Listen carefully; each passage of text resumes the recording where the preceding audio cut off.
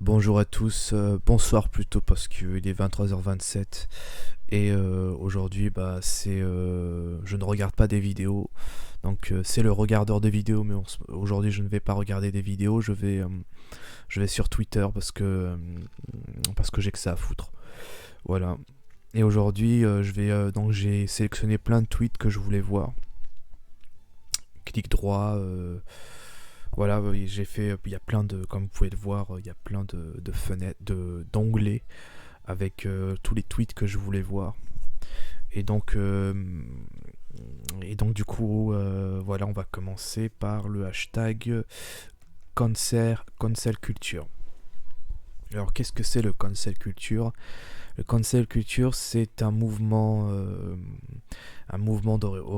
qui vient d'Amérique du Nord, des États-Unis, précisément des universités d'Amérique. Et en gros, le but de ce mouvement, c'est de supprimer tout ce qui n'est pas, tout ce qui peut paraître offense. J'ai du mal avec ce mot, offensant pour pour la femme, pour les minorités ethniques, pour la communauté LGBT, etc. Enfin, c'est un, qu'on appelle ça, ce mouvement déjà, le mouvement. Je sais que la traduction française c'est éveiller, les éveillés, les woke, c'est ça, voilà. Et en gros, le cancel culture, en gros, c'est de réformer la société occidentale, évidemment. C'est pas le genre de choses qu'on va demander à des pays comme, je sais pas, l'Iran, l'Arabie Saoudite et tout ça. Non, non, non. L'Occident, qui est forcément un pays qui est peut-être parmi tous les pays de la planète, c'est dans les pays occidentaux qu'on retrouve les précurseurs justement du progrès qui a permis le vrai progrès. Parce que moi je différencie le progressisme au progrès. Moi je suis pour le progrès, mais je ne suis pas progressiste. Parce qu'en fait le progressisme c'est vraiment c'est une autre voie assez que j'ai du mal à rentrer dedans en fait. Parce que c'est trop sectaire pour moi, c'est trop violent, c'est trop. Donc par exemple le progrès pour moi, par exemple le fait d'abolir l'esclavage, c'est un progrès. Et c'est euh,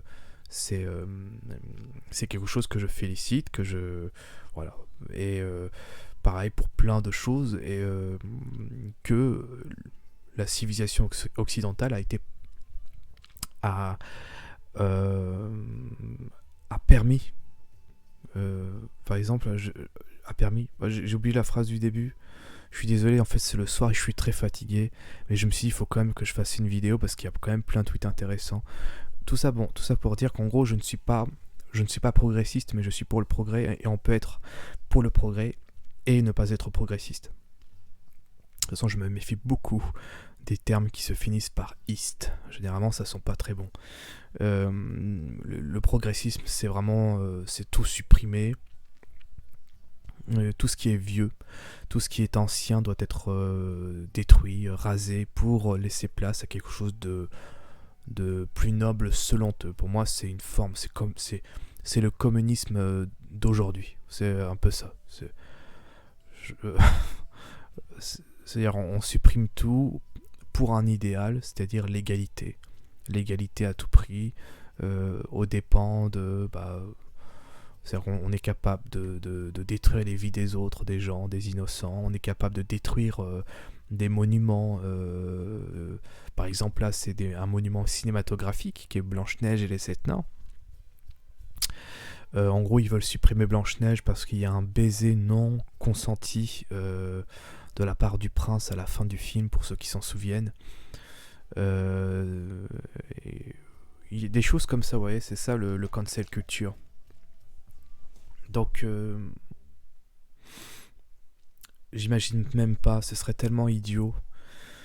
Vous savez, il y a plein de jeunes filles quand elles étaient gamines, et je m'en souviens, moi, étant gamin, j'avais des camarades de classe très très jeunes, j'avais quelques micros, des fragments de souvenirs de camarades, de camarades féminins qui rêvaient du prince charmant.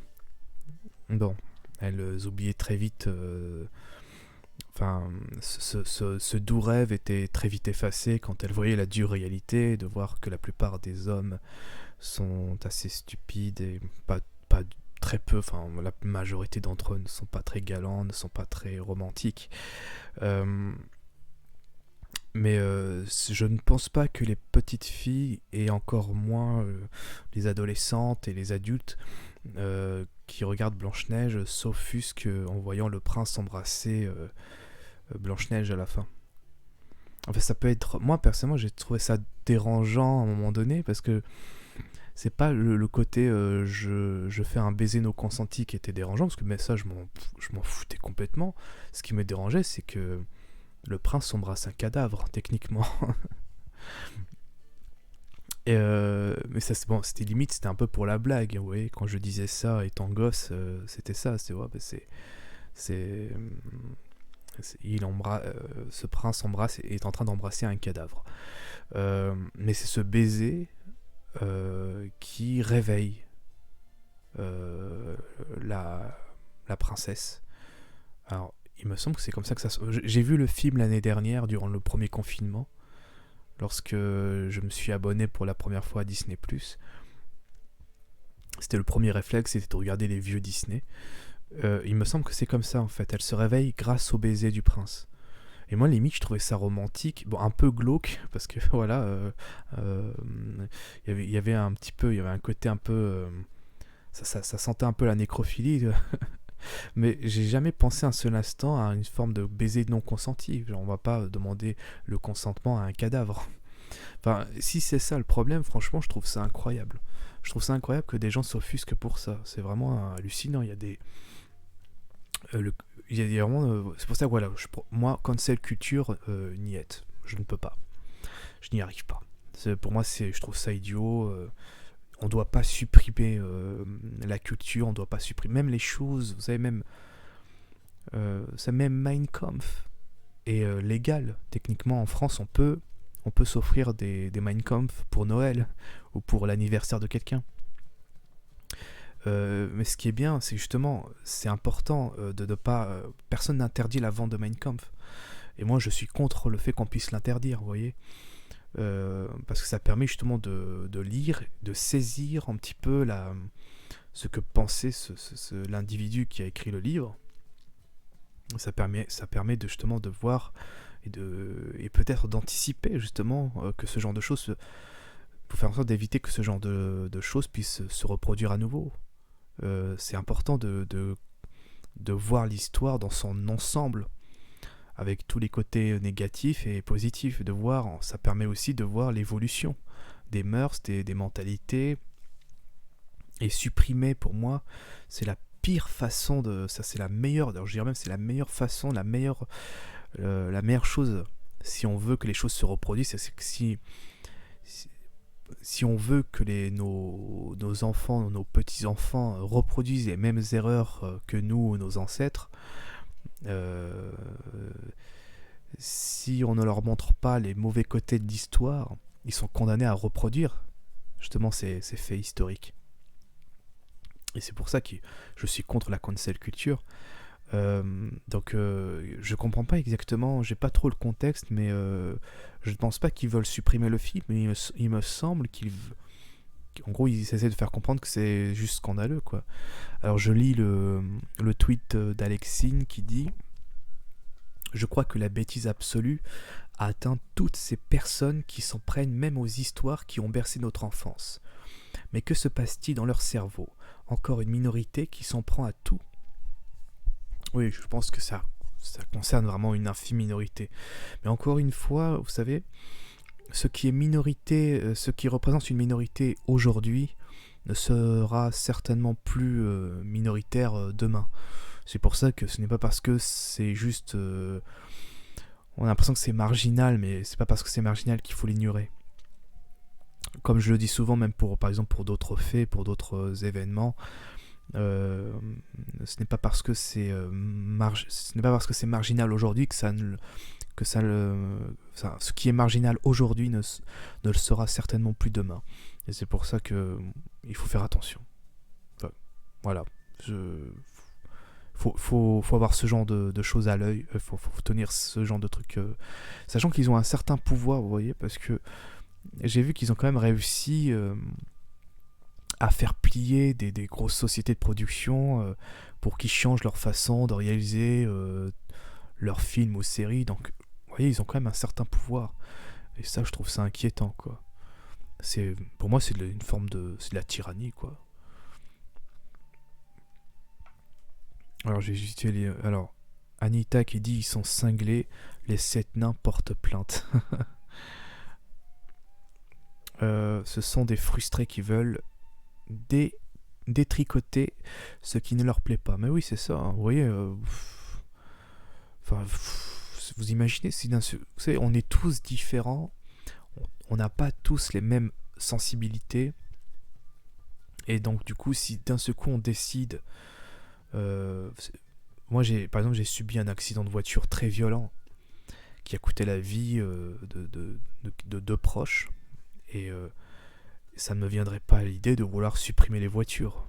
Vous voyez, pour moi les cancel culture c'est un peu ça, ils sont froissés pour pas grand chose, et le peu de choses qui peuvent leur froisser, ils veulent le supprimer. C'est de la folie. C'est de la folie. Alors, ce sont des vins. Et le terme est léger, une chose est sûre. Elle maîtrise le sens du ridicule. En pleine pandémie, quand en plus tant de gens souffrent de la faim ou de la guerre, leur gros souci est le baiser du prince, vous voyez. C'est ça, je trouve ça très pertinent comme message, parce que c'est quasiment ça. C'est vraiment des gens qui ont un gros souci avec le sens des priorités. Céleste Brume qui dit on reste pantois devant tant de bêtises orchestrées. C'est marrant, elle termine avec orchestré à la fin, ce qui laisse supposer que tout ça serait paramétré, orchestré par je ne sais quel mouvement bien plus puissant qu'on ne pourrait l'imaginer. Je ne sais pas. Sur le coup, moi, je vais éviter toute affirmation sur cette question parce que je ne sais pas du tout, je crois honnêtement. Le problème, c'est qu'on croit toujours avoir touché le fond, mais non. Certains arrivent encore à creuser. Ça, c'est le don d'une partie de l'humanité. Hein. C'est que le fond n'existe pas réellement, justement, parce qu'ils vont toujours trouver le moyen, comme il dit, toujours trouver le moyen de creuser encore davantage. Alors, ridicule, franchement, ils n'ont pas d'autre chose à faire, d'autre chose à s'occuper. Non. Alors, je vais changer d'onglet. Un cadeau. Ah oui, mais voilà, il y a aussi donc un autre tweet. Cette fois-ci, c'était un hashtag esclavage. Alors pourquoi ? Là, on change complètement de registre. Esclavage était en tendance il y a quelques heures. Et en fait, pourquoi ? Parce qu'on fête le bicentenaire de la mort de Napoléon, qui est mort le 5 mai 1821 sur l'île de Sainte-Hélène. Donc il a été exilé de force par les Anglais après sa défaite à Waterloo. Je ferai une vidéo sur Napoléon demain. Je vais expliquer pourquoi. Parce qu'en fait, il faut savoir que j'étais un bonapartiste, un fervent bonapartiste il y a 10 ans. Mais vraiment, j'étais vraiment à fond sur Napoléon. Je vais même vous montrer une photo de moi où j'avais genre une figurine de Napoléon. À côté, j'avais un livre, un magazine parlant de Napoléon. J'étais un vrai bonapartiste, mais à fond, quoi. Et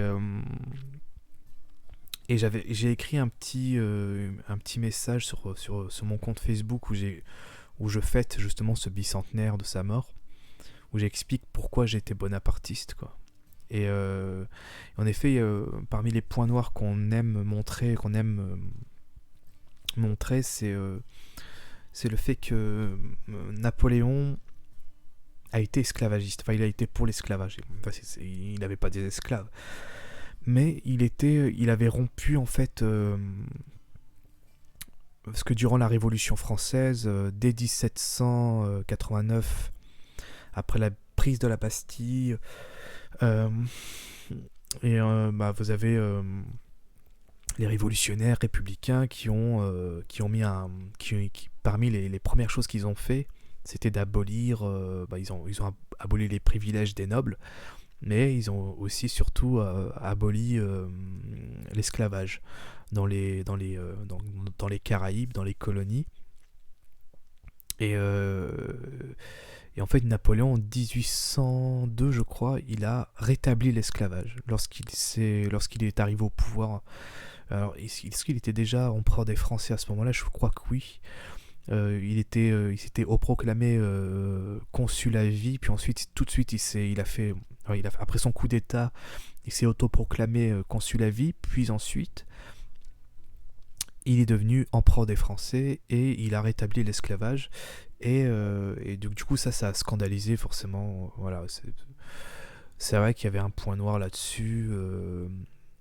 Mais je pense que derrière ça, vous savez, je pense pas qu'il était un négrophobe ou je ne sais quoi. Ou en fait, il y avait malheureusement, c'était parce que il y avait, pour lui, il voyait ça comme une nécessité. Je n'excuse pas le fait que Napoléon ait rétabli l'esclavage. Euh, pour moi, je pense que ça a été une erreur dans son parcours.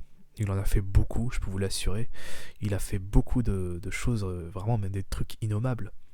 Je les défendrai pas, mais ça m'empêche pas d'admirer le personnage, d'en être fasciné. Il a fait beaucoup de choses terribles, mais il a aussi fait des choses incroyables. Euh, Certes, il a rétabli l'esclavage, mais il a aussi massacré des milliers de soldats sur le champ de bataille.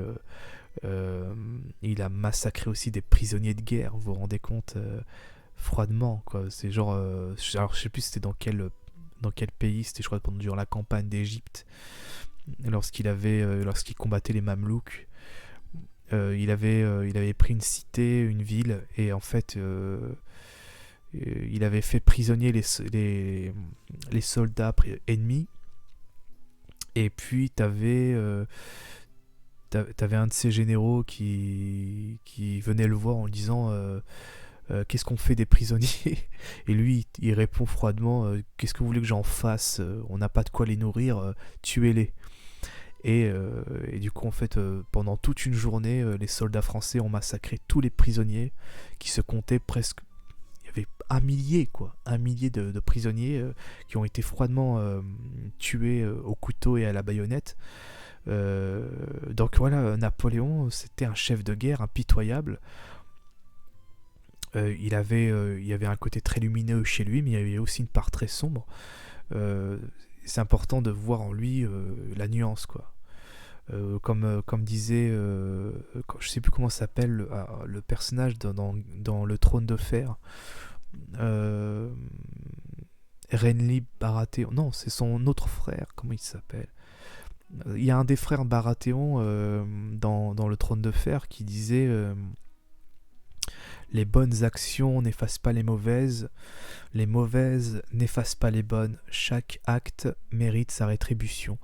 Bah voilà, pour Napoléon, pour n'importe quelle autre personne, c'est comme ça qu'on doit voir les choses. Euh, c'est pour ça que pour moi, faire ce débat sur l'esclavage et tout, ça n'a pas trop de sens de faire ça en 2021 parce que faut pas oublier que entre temps vous avez les Anglais, vous avez George Washington aux États-Unis qui promouvait l'esclavage. Pour eux, c'était génial, alors que la France a été quand même euh, le premier pays de la planète. Vous vous rendez compte, le premier pays de la planète à avoir aboli l'esclavage euh, pour tous les peuples de la planète, parce qu'évidemment, l'esclavage a été aboli pour les chrétiens vivant dans les royaumes chrétiens. Mais pour ce qui est du reste, on continuait à pratiquer l'esclavage chez les autres peuples, parce que voilà, on considère que les autres peuple ne méritait pas d'être libre, on pouvait se servir d'eux, voilà. Et Napoléon, avant lui, pardon, les révolutionnaires républicains de l'époque, quand ils ont pris le pouvoir, le réflexe c'était d'abolir l'esclavage et personne n'avait fait ça avant, quoi. C'est-à-dire qu'aujourd'hui, même en Afrique, on a des ethnies qui réduisent en esclavage d'autres ethnies. On n'en parle pas beaucoup. On ne parle pas non plus de la traite négrière par les arabo-musulmans, qui a duré beaucoup de siècles, je crois plus d'une dizaine de siècles. Tout le monde a pratiqué l'esclavage en tout temps. Vous savez que moi, par exemple, j'ai des origines africaines. Pour moi, ça me paraît logique de me dire que mes ancêtres ont été à la fois été esclaves durant l'histoire et en même temps ont été esclavagistes, voyez. Et il se peut que même vous, même si vous n'avez pas des origines africaines, il se peut que même vous, que vous soyez européen, américain, asiatique, tout ce que vous voulez, vous avez eu à un moment donné dans votre histoire des ancêtres qui ont été esclaves, qui ont été soumis à l'esclavage, par exemple par des vikings ou par je ne sais quel peuple, par des romains, par des par des Visigoths, forcément c'est arrivé à un moment donné, et soit vous avez forcément eu des esclaves parmi vos ancêtres, ou des esclavagistes. Les deux, c'est obligatoire. Toute l'humanité ont été esclaves et esclavagistes à la fois dans leur histoire. Donc voilà, c'est pour ça que moi je trouve que c'est un peu risible ce débat. Un cadeau pour ceux qui amalgament Napoléon et esclavage en ce jour de bicentenaire. Je vais lire.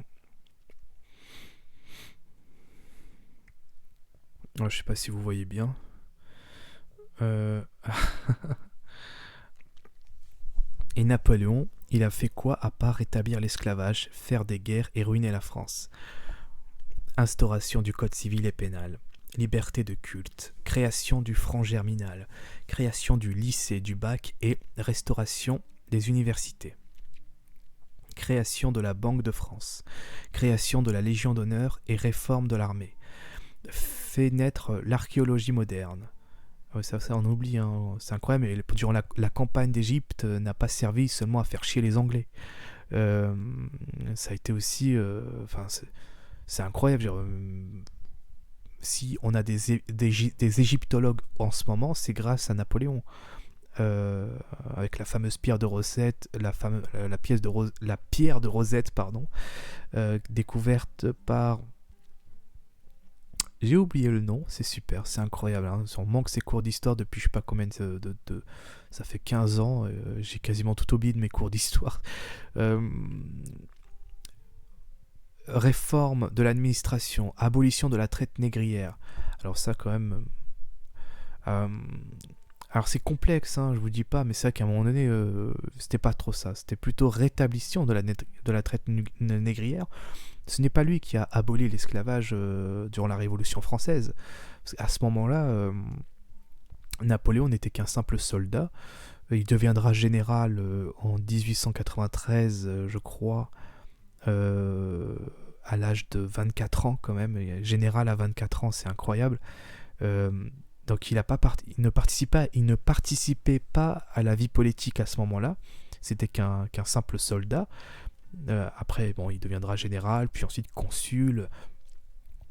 Mais c'est vraiment à partir lorsqu'il deviendra consul qu'il fera de la politique. Mais avant ça, il n'a pas participé à mettre un terme à la traite négrière. C'était quand même une personne très complexe. Il faut savoir que lorsque Napoléon était au pouvoir, vous aviez je ne sais combien de pays, 7, 8, 9 pays européens qui voulaient la peau de Napoléon. Le Royaume-Uni, les Pays-Bas, la Suède, la Prusse, les États germaniques, la Russie, l'Autriche, il y avait qui d'autre j'avais dit la Prusse, oui j'ai dit la Prusse. Oui, enfin voilà quoi, c'est tellement de pays, d'empires, de royaumes qui voulaient faire chuter Napoléon parce qu'il représentait une menace, mais surtout une menace civilisationnelle parce que Napoléon a tellement apporté, il a tellement réformé la France que forcément pour les autres royaumes et empires voisins, pour eux c'était terrifiant parce qu'ils ne voulaient pas partager le même destin que la France. Ils voulaient que les royaumes restent des royaumes, que les empires restent des empires. Et ils ne voulaient pas que leur pays devienne, sombre dans la révolution aussi, et deviennent des royaumes, qui deviennent des républiques, ou des empires républicains. Je sais pas si je peux parler d'empire républicain, mais Napoléon, c'est pour ça que Napoléon ne s'est pas autoproclamé empereur de France. Il s'est autoproclamé empereur des Français. Il avait conservé un petit peu toutes ces réformes toutes ces réformes républicaines de la Révolution. Il a voulu les conserver, il les a conservées, mais c'est vrai que parmi toutes ces réformes, il y en a quelques-unes qu'il a décidé d'y mettre un terme, et notamment il y a l'abolition de la traite négrière. Il les a remis, voilà, il a rétabli l'esclavage. Ça on peut pas le nier, donc c'est qu'il y a une petite erreur. Il faudra attendre réellement 1847 ou 1848, je sais plus, pour que la traite négrière, enfin l'esclavage de manière générale, soit réellement aboli en France. Parce qu'évidemment, les régimes suivants ne se sont pas gênés pour conserver l'esclavage. Hein. Ensuite, restauration partielle de la Pologne. Explosion. Alors ça concerne pas trop. Ça peut être. Ça concerne pas trop les Français du coup. Mais pourquoi pas. Explosion de la production agricole. Alors oui, ça c'est bien parce que vous savez, faut savoir que ce qui a poussé les Français à sombrer dans la Révolution et dans la guerre civile, c'était la famine. Il y avait beaucoup de Français qui crevaient de faim, littéralement. C'est pas qu'ils faisaient un repas par jour, ou parfois ils avaient du mal à se nourrir. Non, ils ne mangeaient plus du tout. J'ai lu des bouquins, un bouquin, parmi tous les bouquins que j'ai lus sur cette période, qui m'a beaucoup effrayé, où on parlait carrément de cadavres qui jonchaient cette route royale qui menait jusqu'à Paris, avec des paysans qui marchaient vers Paris pour survivre, pour manger, parce qu'ils n'avaient plus rien dans leur village, parce que les récoltes étaient quasiment... il y avait pas de récolte, il y avait une sécheresse, pas possible. Ça a été affreux. Et du coup, il y avait eu beaucoup de Français qui crevaient littéralement de faim en marchant pour aller vers Paris. Et du coup, on voyait leurs cadavres sur le côté de la route, quoi. C'était vraiment... rien que quand je ferme les yeux, j'imagine ça, ça devait être vraiment effroyable. Et du coup, c'est vrai que Napoléon, non seulement il a réussi à unifier les Français, à les réconcilier après cette violence inouïe qu'était la Révolution française, avec cette épuration terrifiante, ces massacres et tout ça, il a réussi à les réconcilier, et puis évidemment il a fait en sorte que les Français ne crèvent plus de faim. Et là sur la question, par exemple, on parle beaucoup de l'esclavage, mais on se dit pas mais pourquoi est-ce que Napoléon aussi n'a pas hésité à piller notamment les œuvres d'art qu'il y avait en Italie. Il y avait du pillage aussi, ça il faut le reconnaître. Et en fait on apprend aussi que la France avait besoin de renflouer les caisses, et le pillage, c'était un petit peu, voilà, souvent quand on fait la guerre c'est aussi pour ça, c'est pour piquer les ressources, pour piquer ce que le voisin possède et que nous on n'a pas. Malheureusement les guerres, surtout les guerres à l'époque, on les déclenchait souvent pour ça, soit pour agrandir le territoire, soit pour piquer ce que l'autre possède et qu'on ne possède pas, soit pour ou pour d'autres, il y a mille et une raisons qui poussent les humains à se faire la guerre. Mais Napoléon, parmi toutes les raisons qui les a poussés justement à mener toutes ces campagnes, c'était évidemment pour protéger la France, pour conserver, parce que s'il y avait bien une chose que beaucoup de Français ne voulaient pas, c'était de rétablir l'ancien régime. Et pour cela, il fallait mater justement les coalitions. Mais il y avait aussi évidemment le fait de faire en sorte que la France puisse s'enrichir, parce que la Révolution l'a beaucoup affaibli économiquement. Et c'était important de s'en... du coup, on menait des batailles, des campagnes pour ça, pour s'enrichir, pour piquer un petit peu au voisin, chez le voisin. Voilà. Explosion de la production agricole, modernisation de la poste, la France devient la première puissance mondiale et le phare culturel de l'Europe. C'est vrai que la philosophie des Lumières s'est vraiment propagée indirectement grâce à Napoléon. Parce qu'avant, ça, c'était la philosophie des Lumières, qui existait déjà bien avant la Révolution française. C'est vraiment internationalisé, enfin, ça s'est démocratisé à l'échelle mondiale grâce à Napoléon. Il y a un courant philosophique des Lumières qui s'est vraiment propagé à ce moment-là. Ensuite, donc oui, le tweet est assez marrant.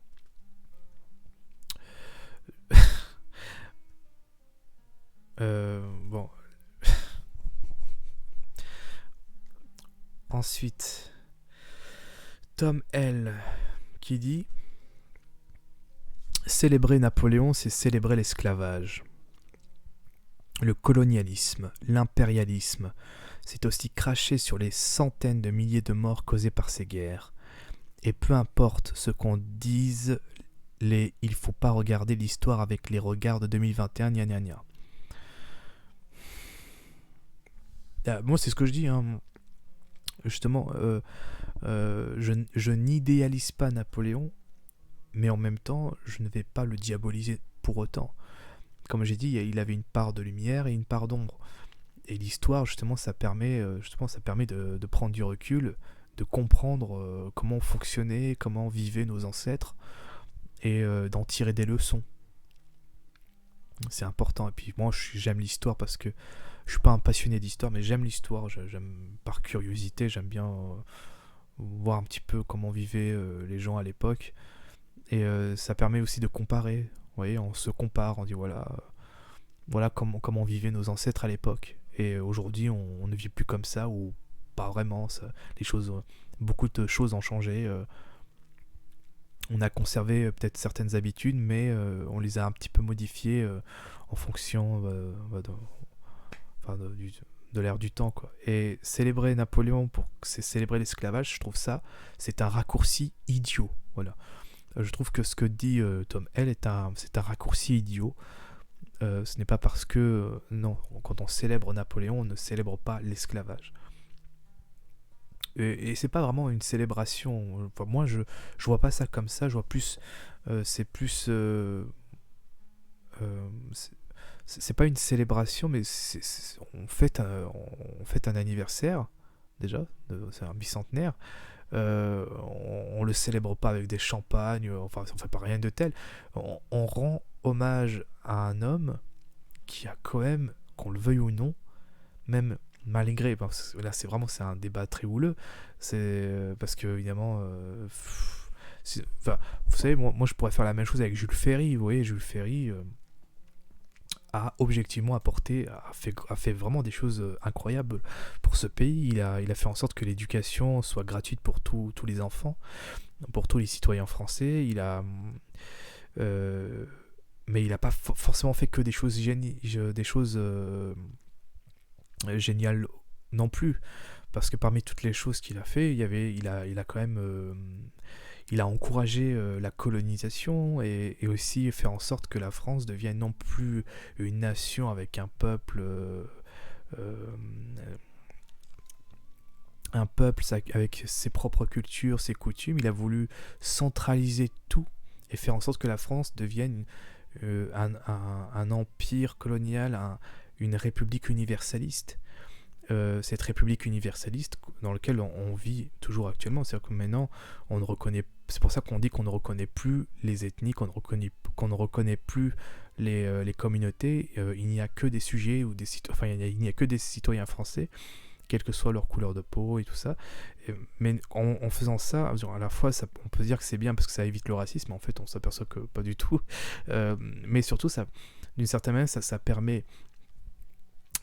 Oui, on peut penser que ça crée une forme de... Ça encourage une certaine cohésion de la communauté nationale, mais en même temps, on s'aperçoit que ça bousille les cultures, notamment les cultures locales. Par exemple, vous savez que la langue bretonne, on l'a quasiment supprimée. Maintenant, la langue, c'est plus devenu... maintenant, on le considère comme du simple patois. Et même pour beaucoup, un jour, ça deviendra une langue morte. Et moi, personnellement, ça m'attriste. Moi qui a beaucoup d'attaches pour cette région, vous voyez. Et ça, c'est parce que justement, c'est l'universalisme républicain qui a voulu cela.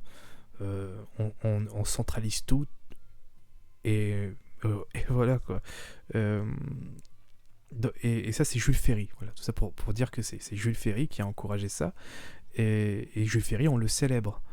Et pourtant, Jules Ferry, c'est la colonisation. Jules Ferry, c'est un homme de gauche. Parce que souvent, quand je dis ça à certains, souvent, ils se mettent à bugger quand je leur dis que la colonisation, c'est pas les fachos, c'est un homme de gauche. Il s'appelait Jules Ferry. Célébrer Napoléon, donc en fait, on le célèbre, moi je le célèbre pas, mais je le rends hommage malgré tout parce qu'il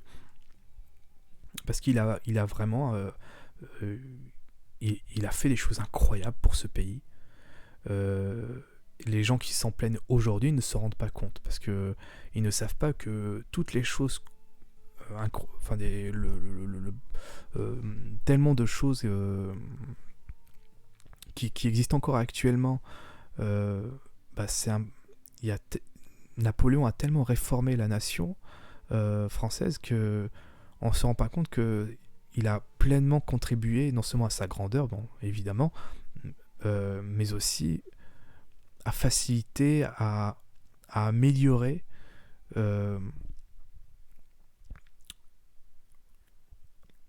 notre système, comment dire. Je commence vraiment à épuiser, je suis vraiment désolé. Le code civil, l'éducation, voilà, depuis tout à l'heure, je commençais vraiment, je cherchais l'éducation. Il a réformé donc la justice, l'éducation, le domaine de l'éducation, le domaine de la justice, et plein d'autres aspects du système administratif. Qui facilite grandement notre quotidien à tous, et pas seulement en France, parce que beaucoup de pays étrangers vont s'en inspirer. Napoléon a fait des choses incroyables, vraiment incroyables, et c'est pour ça, je ferai une vidéo demain pour expliquer pourquoi c'est important de rendre hommage à cet homme. En plus, voilà, c'est du passé, toutes les pires horreurs qu'a pu commettre Napoléon, sachant qu'il n'était pas le seul sur le coup, parce que d'autres en face ne se gênaient pas non plus pour commettre des horreurs. Les Anglais qui étaient lents, les Anglais qui voyaient Napoléon comme un démon. Aujourd'hui aussi, vous pensez qu'ils ont une sorte de rancœur et tout. Non, pour eux, c'est du passé. Ils sont passés à autre chose, vous voyez. Et limite... vous savez, il y a beaucoup d'anglais et même beaucoup des Espagnols, des Italiens, des Allemands, des Autrichiens qui ont pourtant souffert des troupes de la grande armée de Napoléon, qui aujourd'hui, ils en pensent pas grand chose. Certains sont même très fascinés par Napoléon, malgré le fait que c'était leur ennemi à un moment donné, quoi. Et c'est pour ça qu'en fait je comprends pas ces gens qui veulent carrément mettre un terme, qui ne veulent pas, J'ai dû me mettre à terme.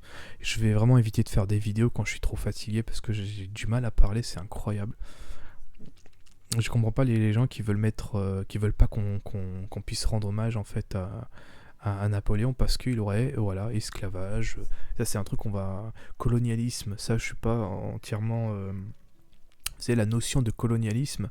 Il était pas, c'était pas aussi généralisé à l'époque que.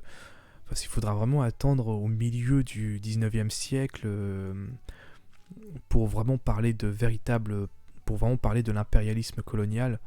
À l'époque, limite Napoléon, c'était même plutôt l'inverse. Parce qu'il faut savoir qu'il a vendu la Louisiane aux Américains. Donc limite, c'était il était plus à fond dans le décolonialisme que dans le colonialisme. Il vendait ses colonies, vous voyez. Juste se dire que la France était vraiment en crise à ce moment-là. Après la Révolution française, la France était meurtrie, était affaiblie, totalement affaiblie, et Napoléon, c'était un peu le Poutine français, quoi. Pardon, je dirais plutôt que Poutine, c'est le Napoléon russe. Non, parce que ce qu'on fait, le point commun entre ces deux hommes, c'est que ils ont ressuscité leur pays. En Russie, lors de la chute de l'URSS, la Russie était totalement dévastée. Les mafias avaient pris le pouvoir. Il n'y avait plus d'argent dans les caisses. C'était incroyable, tellement ça devait être vraiment effroyable pour les Russes à l'époque. Et vous avez les mafias qui s'entretuaient, il y avait une criminalité galopante dans les rues de Moscou. C'était terrifiant, la Russie des années 90. Et Poutine, en fait, ce qu'il a fait, c'est qu'il a ressuscité la Russie, qui était vraiment quasiment mourant. Et il a réussi, ce que ses prédécesseurs ont totalement échoué. Ils ont totalement échoué, et lui, il a fait des choses. Il a des choses qu'on peut s'amuser à dénoncer, à décrier. Enfin, il a fait des choses qui a permis justement de faire en sorte que la Russie tienne encore debout aujourd'hui et limite redevienne un pays fort, puissant. Il s'est réconcilié avec il a fait en sorte que les Russes puissent se réconcilier avec leur histoire, notamment avec leur ancien empire tsar, parce que durant le communisme, c'était limite, il fallait pas en parler. Tout ce qui représentait de près ou de loin, enfin tout ce qui était l'ancienne Russie d'antan, la Russie impériale, il fallait pas, surtout pas en parler à cette époque, durant cette période. Poutine, lui, il a dit c'est terminé. Je pense qu'il s'était même excusé au nom de. Enfin, je sais pas s'il s'est vraiment excusé, mais en gros, il était désolé pour les meurtres commis par les bolcheviks à l'égard de la famille impériale de Nicolas, de l'empereur Nicolas. Enfin voilà. Napoléon, c'était aussi la même chose. Il a ressuscité la France alors qu'il était au bord du gouffre. Les gens s'entretuaient, il y avait la famine avant ça, il y avait ça s'entretuait de partout entre ceux qui étaient républicains, révolutionnaires et ceux qui étaient royalistes. C'était un cauchemar. Même les républicains se bouffaient entre eux. Lui, il a mis un terme à tout ça. Il a mis un terme. Donc c'est pour ça que c'est important malgré ce qu'il ait fait, et il a ses raisons malheureusement. La politique, c'est ça. C'est prendre des décisions dégueulasses pour le bien de tous, pour le bien commun. Ce n'est pas rechercher l'idéal. On ne recherche jamais l'idéal quand on est politicien, quand on fait de la politique. On recherche malheureusement toujours le moindre mal. C'est toujours la recherche du moindre mal à chaque fois. Et donc forcément, oui, il y a des choses dégueulasses à côté, quoi.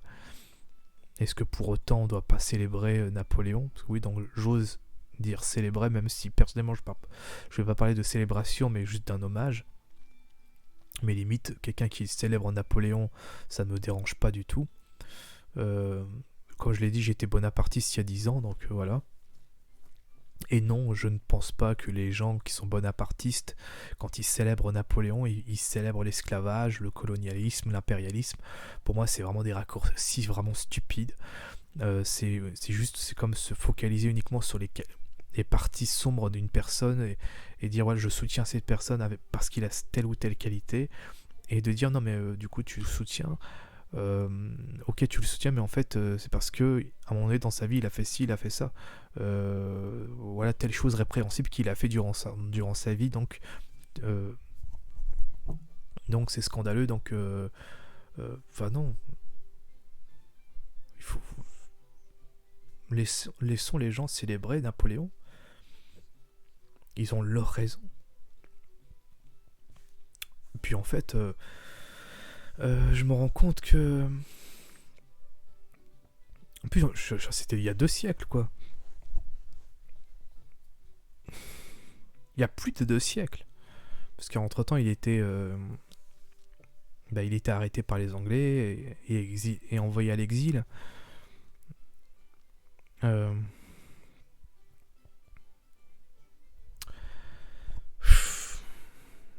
c'est l'impérialisme.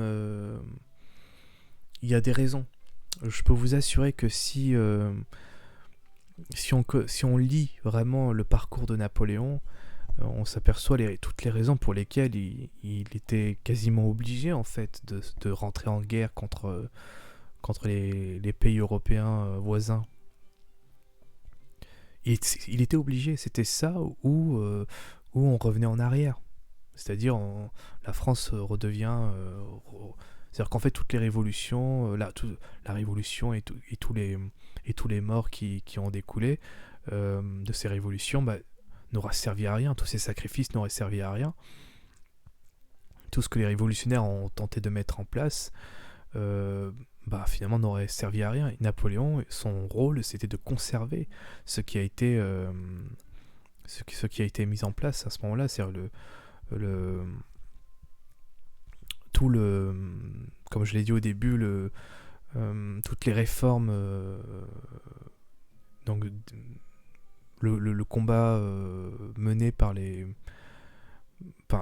peuple à ce moment-là pour plus de justice et d'égalité, bah, Napoléon a fait en sorte que tout cela puisse être conservé.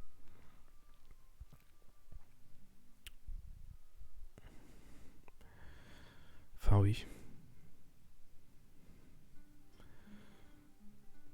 C'est très complexe, hein. Je peux comprendre que ce soit très compliqué, hein.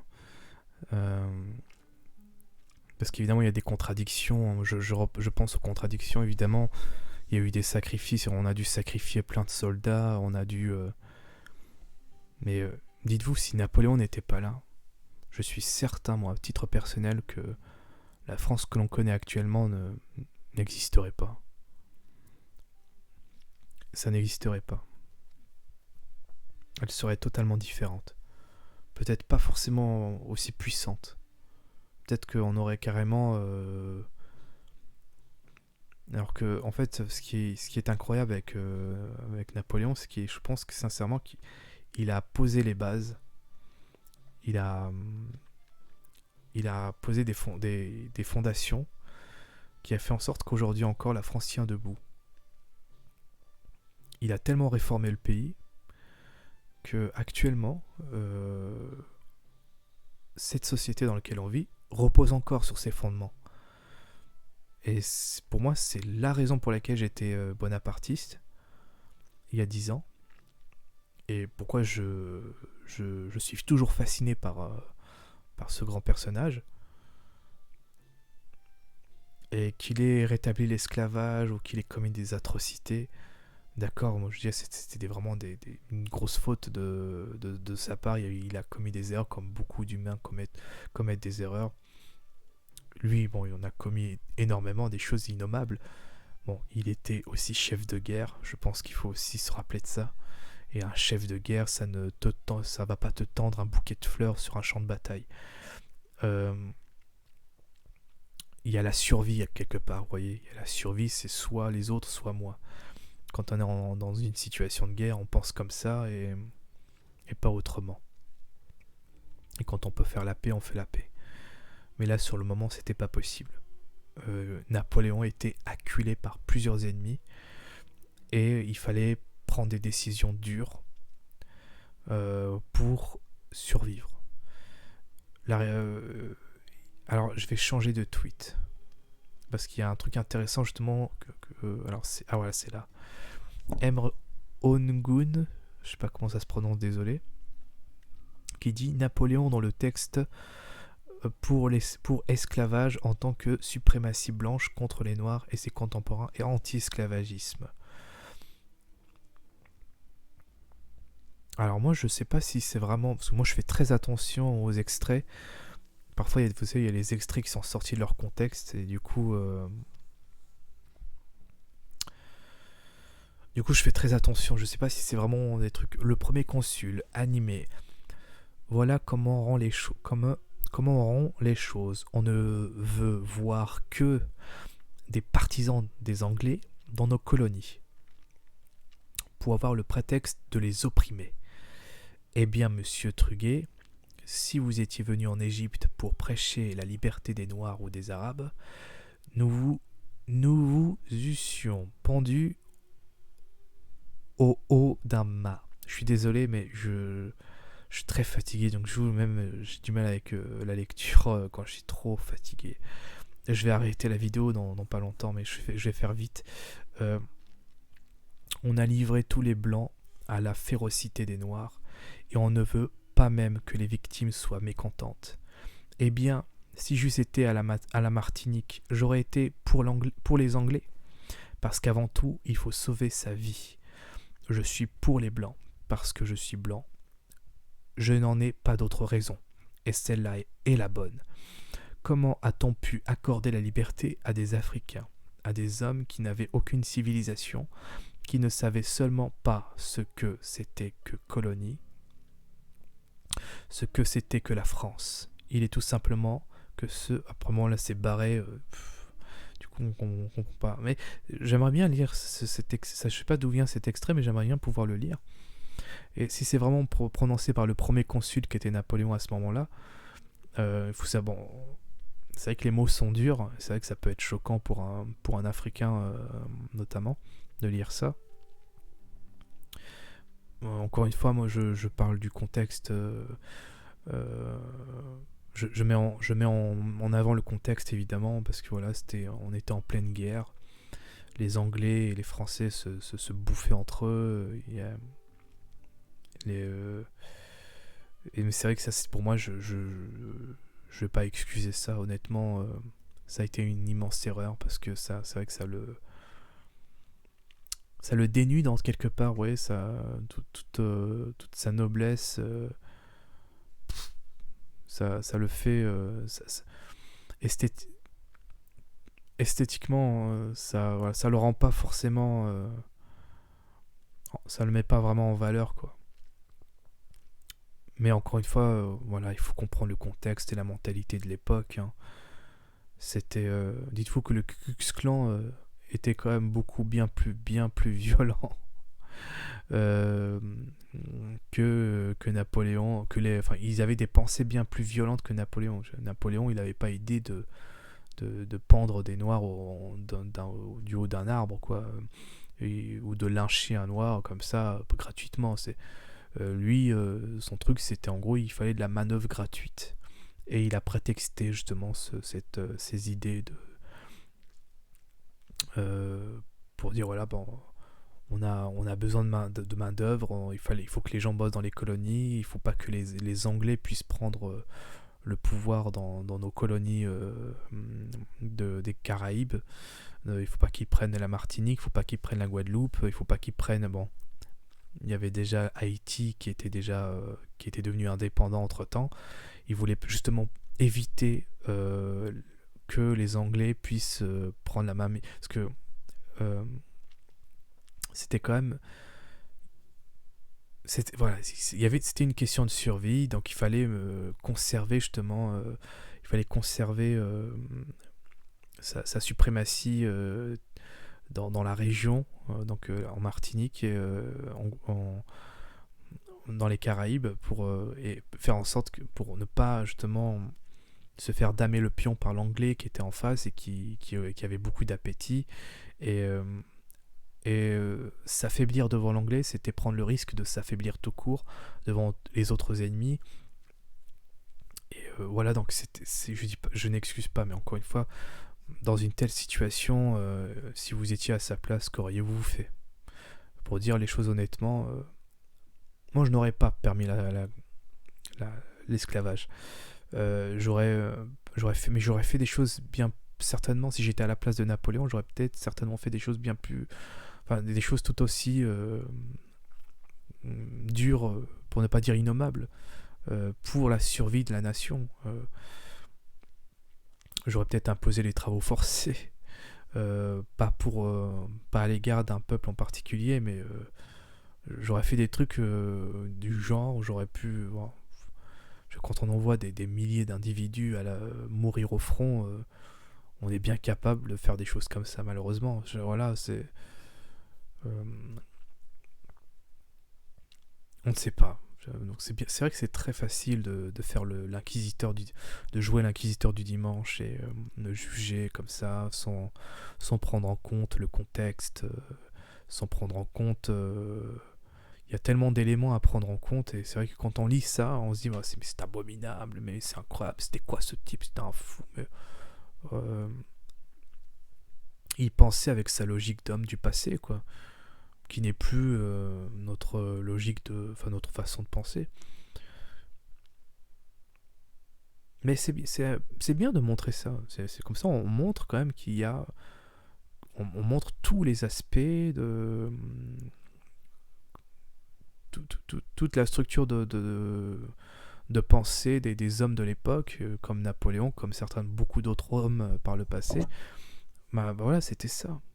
Les, le 18e siècle, le 19e siècle, c'était ça. Et c'est bien de pouvoir le voir. Pas forcément pour le dénoncer, pas forcément pour faire des jugements ou vouloir supprimer ou faire des... Non, mais c'est bien de montrer et ensuite d'en tirer justement des leçons.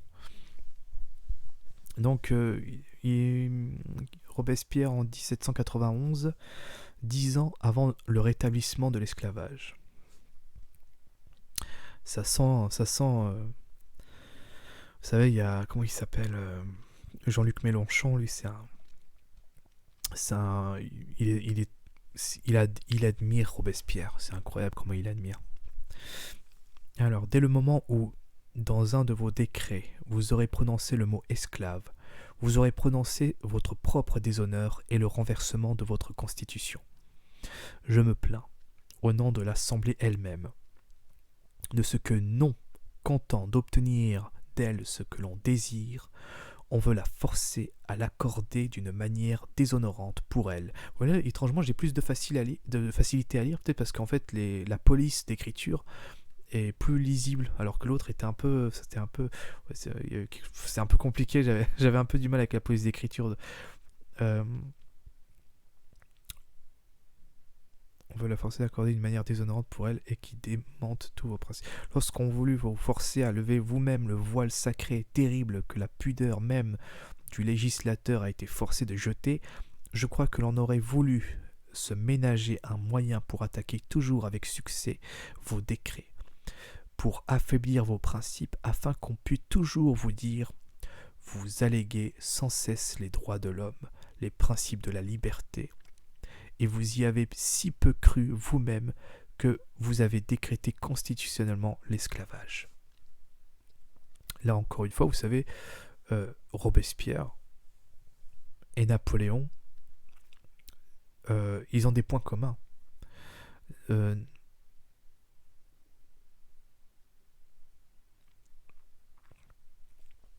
sais pas si vous pouvez lire, je vois si... Ouais.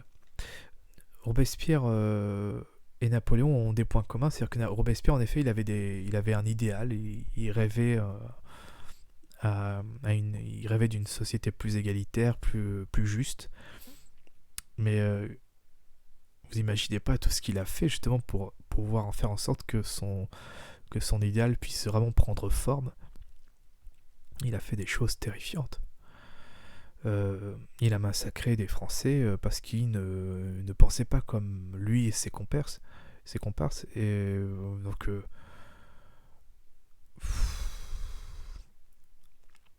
Napoléon s'est battu pour les Français. Robespierre s'est battu pour ses idées. Voilà la différence entre les deux. Robespierre n'a pas hésité à massacrer beaucoup de Français qui ne partageaient pas ses idéaux. Finalement, est-ce qu'on doit condamner Robespierre? Non. Moi, je juge que Robespierre a fait des choses nobles, mais pour parvenir à faire en sorte que ces choses nobles puissent devenir réalité, il a fait des choses dégueulasses, objectivement dégueulasses. Et Napoléon, c'est la même chose aussi. Il a fait de grandes choses pour ce pays, il a fait de grandes choses pour ses compatriotes, mais pour réussir à parvenir à faire en sorte que ces choses deviennent réalité, il a dû faire aussi des choses innommables, des choses terribles. Et c'est ça l'histoire, malheureusement, et ce sera ça l'histoire aussi plus tard. Vous verrez quand nos petits-enfants liront les livres d'histoire et apprendront... regardez, voilà, on a envoyé des soldats en Irak, en Afghanistan. C'était pour combattre le terrorisme. Ouais, mais bon, en fait, c'est pas plutôt pour mettre de l'huile sur le feu et enrager les islamistes qui créent ensuite des mouvements terroristes. Encore plus de mouvements de terroristes. Avant, c'était Al-Qaïda, puis ensuite, on a détruit Al-Qaïda, et puis d'un seul coup, une entité est né des cendres d'Al-Qaïda, donc c'était l'État islamique. On s'en est pris plein la gueule, beaucoup de Français ont été tués et continuent à être tués aujourd'hui par ces mêmes terroristes. Et finalement, pour quelle raison? Pourquoi est-ce qu'on a foutu la merde au Moyen-Orient? Ah oui, pour des raisons pétrolières, ouais, pour les ressources naturelles, pour la mainmise sur le pétrole, toutes ces choses-là. D'accord. Donc, et pourtant, c'est des gens comme Sarkozy, Hollande, Macron, c'est ces gens-là qui soutiennent ce genre de politique.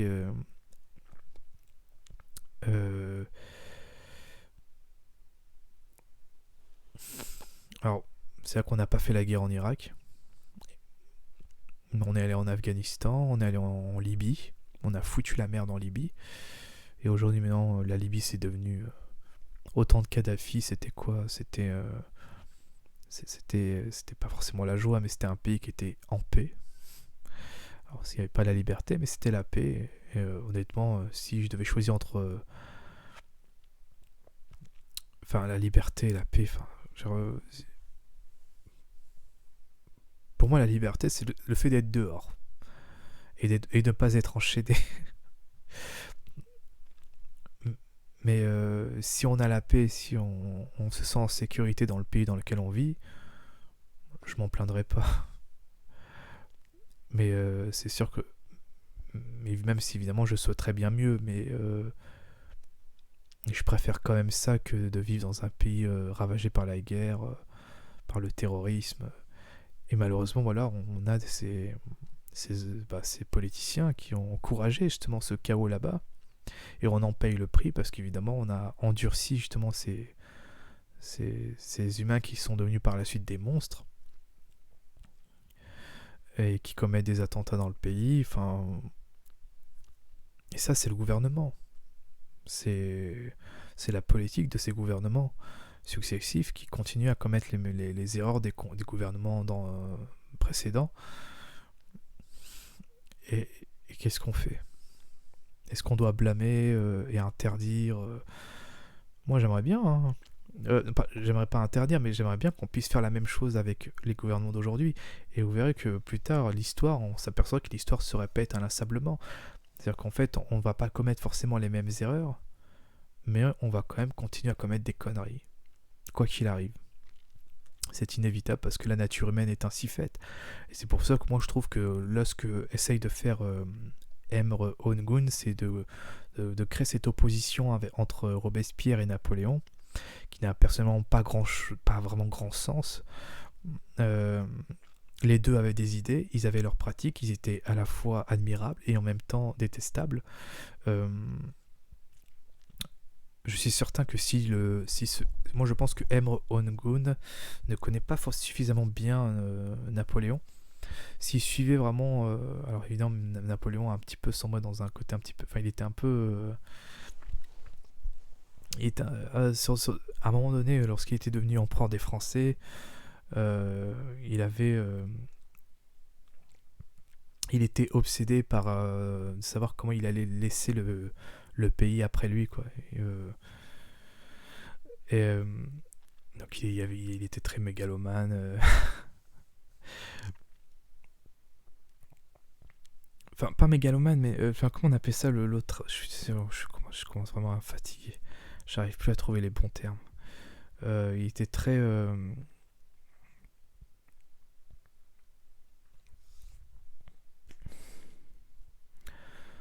Ah, je songe à faire de plus en plus des vidéos courtes avec du montage, mais j'ai trop la flemme de faire du montage.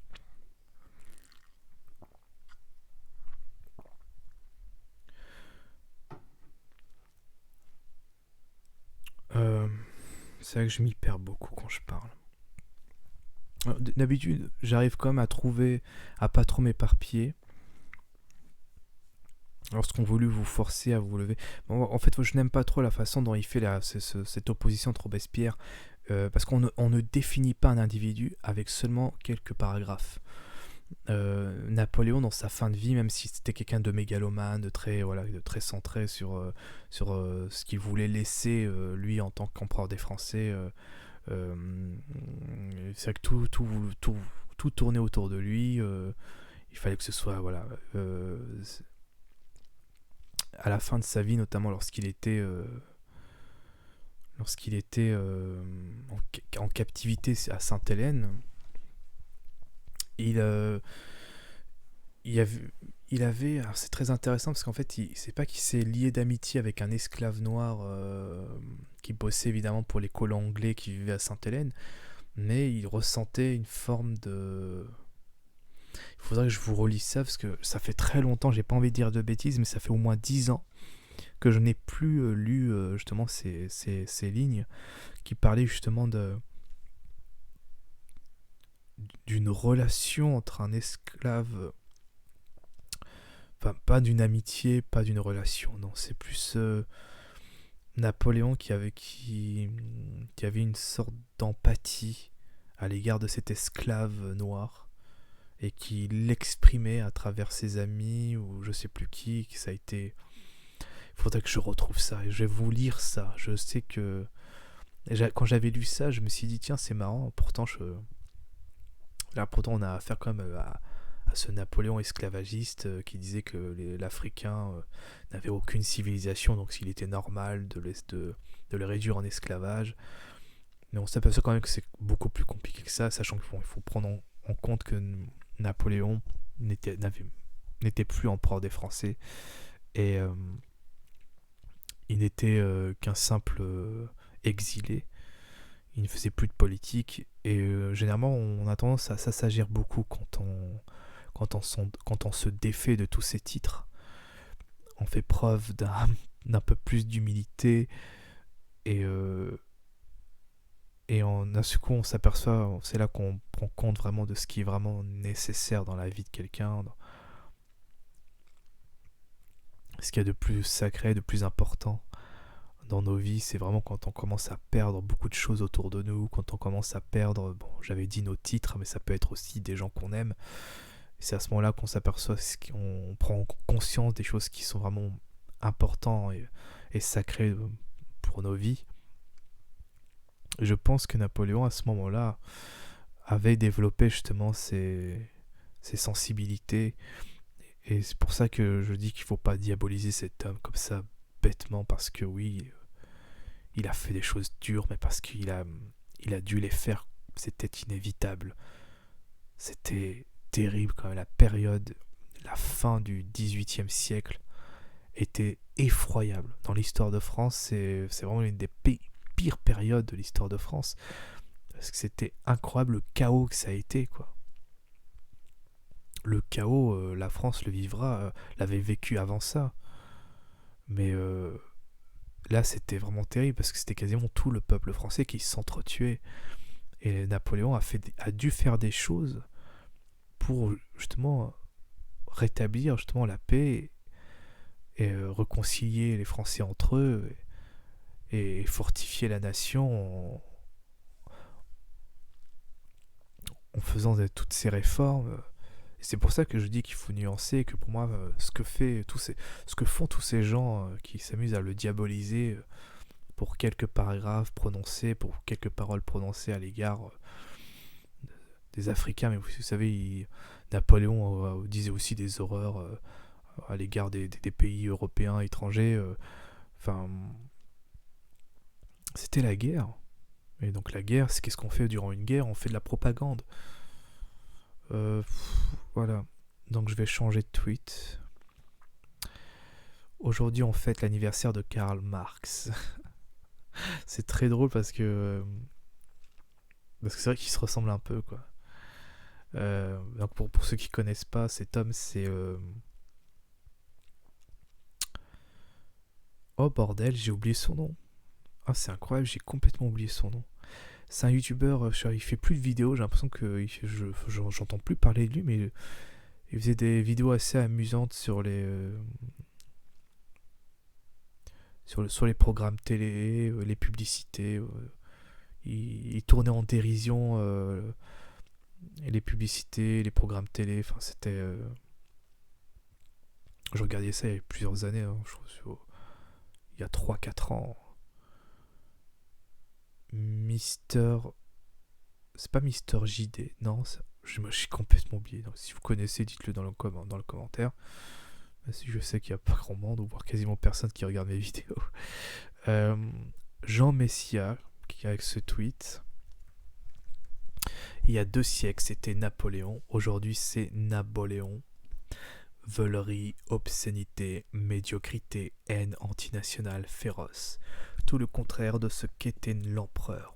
Mais l'impossible n'est pas français. Mais impossible n'est pas français. La France reviendra, je vous le promets. Alors.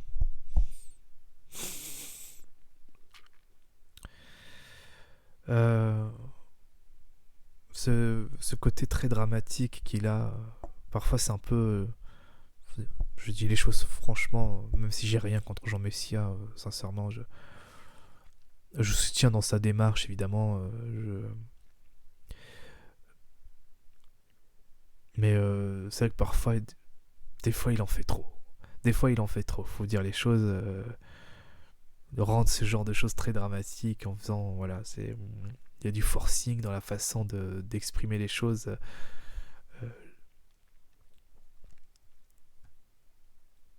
Donc,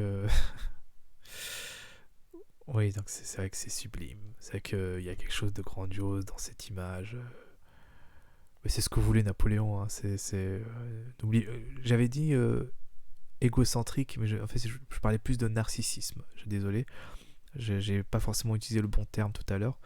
C'est vrai que Napoléon était très narcissique. Très. Son obsession, c'était ça. Qu'est-ce que je vais laisser après ma mort? Il était... pour lui, il voulait mourir sur le champ de bataille. Voilà, à la base, c'est un soldat. Il a été conditionné pour accepter de mourir. Et pas n'importe où, sur le champ de bataille. Depuis son enfance.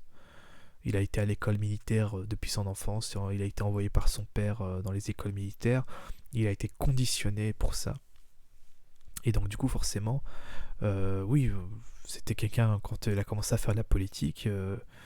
il a dû rentrer, il a subi des tentatives d'assassinat, et il avait une femme qu'il aimait profondément, c'était Joséphine, et il s'est dit non, mais moi je veux vivre, mais avant ça j'aimerais pouvoir léguer quelque chose après ma mort, Si jamais j'étais tué sur le champ de bataille ou bien par un ennemi quelconque dans voilà, un assassinat ou quoi. Et c'est vrai que voilà, il a entrepris tous ces trucs-là. Il s'est proclamé empereur des Français pour la prospérité, quoi. Pour dire voilà ce que je vais laisser après ma mort. Donc,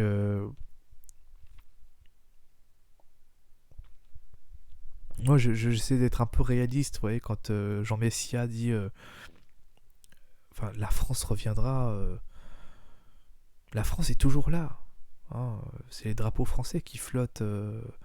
C'est pas un drapeau, je sais pas, un drapeau islamiste, un drapeau algérien. S'il y a parfois des drapeaux algériens qui flottent de temps en temps. Euh, euh, mais la France est toujours là. C'est juste que au pouvoir actuellement, on n'a pas forcément les bons dirigeants. Parce que les dirigeants qu'on a actuellement sont soumis aux doctrines mondialistes et, ils ont un projet commun, c'est la déconstruction des nations pour former quelque chose de plus global à l'échelle mondiale pour le libre marché, pour la libre circulation, pour le marché libre et toutes ces choses-là. Euh, Aux dépens, donc évidemment, des intérêts de la nation et du peuple. Et oui, c'est vrai que ce qu'on peut, même si Napoléon était quand même très narcissique, c'était un homme qui, je pense, était sincèrement, aimait sincèrement la France. C'était un petit Corse qui s'est naturellement assimilé. Ah oui, parce que oui, il faut savoir que son père était... Alors, Napoléon était devenu naturellement français, mais son père, lui, il n'était pas français à l'époque. Quoi. Il était purement corse. Euh, et donc, du coup, ils se sont assimilés très facilement à la nation française. Il a d'ailleurs le nom de Napoléon, c'est Napoléon Bonaparte. Et il a francisé ça en Napoléon Bonaparte. Il avait un accent corse. Il était dyslexique. Tous ses camarades dans les écoles militaires se foutaient de sa gueule, se moquaient cruellement de lui. Et il a dû s'efforcer à corriger ses défauts dans sa façon de parler. Et, mais malgré tout ce qu'il a vécu, c'était quelqu'un, on sent l'homme qui a vraiment aimé la France et qui a vraiment fait en sorte de contribuer à la grandeur de la nation. Et c'est pour ça que cet hommage est pour moi tout naturel, quoi. Mais quand Jean Messia dit la France reviendra, je trouve qu'il y a comme il y a une exagération quand même. La France est toujours là. On va dire que l'âme du vrai Français est endormie, stérilisée. Enfin, stérilisée. Pourquoi je dis j'ai confondu stérilisé avec anesthésie. C'est la fatigue. Je vais arrêter cette vidéo parce que je suis trop épuisé. Je m'efforce. Euh, L'esprit français est anesthésié et un jour elle se réveillera. C'est pas la France qui est endormie, ce sont une partie des Français. Ouais. Donc tweet. Bon, c'est très. Moi, Jean Messia, il est un peu dans le. Autant, voilà, j'apprécie la personne, mais autant. Parfois, quand il s'exprime, il y a une forme de. Il dramatise énormément, mais de manière assez. Il extrapole, vous voyez. Il force le trait, parfois très exagéré. Enfin, c'est. S'il le faisait subtilement, ça me dérangerait pas, mais le problème, c'est que c'est tellement trop voyant, au point que c'en est gênant, quoi, parce que les gens voient quand même que c'est un peu. Qui fait du forcing, quoi, qui se force un peu, quoi, il se force à créer des grosses caricatures euh, pour susciter l'émotion. Et c'est gênant, c'est vraiment gênant. Donc un peu de nuance, ça ferait pas de mal. Ensuite, il y a Donald Trump qui était qui était dans les tendances. Moi, il l'est plus maintenant. Et Trump, et en fait, bon, je vais très vite terminer là-dessus. Donc, en gros, ce qui se passe avec Trump, c'est on a appris que Facebook avait volontairement, il a volontairement banni Donald Trump sur les réseaux sociaux. Donc d'une certaine manière, c'est comme s'il l'avait censuré, quoi. Et en effet, ça c'est quand même assez scandaleux et très inquiétant quand même pour un pays comme les États-Unis qui se dit, enfin que voilà, on sent quand même que la liberté d'expression et la démocratie pleine, ça n'existe pas vraiment en fait. Il y a toujours des limites. Parce qu'il y aura toujours forcément des sujets qui vont être difficiles pour, pour, un, pour un pays, quel qu'il soit, même les plus éthiques, on va dire, vont forcément faire des trucs dégueux à côté. Donc c'est pour ça que moi je dis, c'est bien marrant de toujours vouloir reprocher tout à n'importe qui. C'est bien marrant de faire du cancel culture à droite à gauche, c'est bien marrant de dénoncer le fait que des gens puissent célébrer l'anniversaire de la mort de Napoléon, parce que Napoléon était esclavagiste, parce qu'il aurait prononcé quelques paragraphes à l'égard des Africains en disant qu'ils n'avaient pas de civilisation, donc c'était normal qu'ils subissent l'esclavage, mais qu'on omette, donc qu'on ignore un petit peu tout ce qu'il a fait de grandiose. Moi je dirais la même chose pour tout le monde en réalité, quoi. Même moi, je vous assure, je suis pas j'essaie d'être une bonne personne, vous voyez. C'est dur d'être une bonne personne quand on vit dans un monde de fous comme le nôtre. C'est dur d'être une bonne personne quand on a que des ordures autour de soi. Je fais de mon mieux pour être une bonne personne, mais moi-même, je ne suis pas exemplaire. Moi-même, j'ai commis des erreurs dans ma vie. Alors, j'ai jamais fait des choses très répréhensibles, du genre, j'ai jamais agressé sexuellement une femme, j'ai jamais violé, j'ai jamais tué, j'ai jamais fait des choses comme ça. Mais j'ai fait des choses dont j'ai un peu honte parce que bon, je suis quelqu'un d'assez impulsif en réalité, même si je parais très calme là. C'est vrai que j'ai une intolérance absolue aux injustices et il m'est arrivé d'être maladroit envers certaines personnes, de les avoir blessées dans la colère, de les blesser émotionnellement et non pas physiquement. Encore une fois, je suis quelqu'un qui déteste la violence. Mais j'ai commis des maladresses dans ma vie, je suis pas exemplaire non plus. Euh, il faut arrêter d'idéaliser, de vouloir faire en sorte que chaque individu puisse être idéal et irréprochable. Ce n'est pas possible. Il faut accepter les défauts de chacun. Tant bah, s'il fait de son mieux pour être une bonne personne, c'est déjà ça. S'il ne fait pas grand chose, qu'il a tendance à se laisser aller et limite à assumer ses comportements de nuisibles, là sur le coup, là, évidemment qu'on va lui demander soit d'arrêter, soit de le mettre hors d'état de nuire. Mais ce que je n'aime pas du tout avec ces mouvements, c'est que ces mouvements très moralisateurs et inquisiteurs, c'est qu'ils ne s'en rendent pas compte que finalement, si on fouille bien aussi de leur côté, on voit qu'ils font aussi des choses très répréhensibles. Ce qui est dramatique, c'est qu'ils n'en prennent pas conscience parce qu'ils sont persuadés d'être dans le camp du bien. Et ils vont même vous le dire indirectement, on est dans le camp du bien, donc finalement tout ce qu'on dit, tout ce qu'on fait, toutes nos actions et nos paroles est justifié.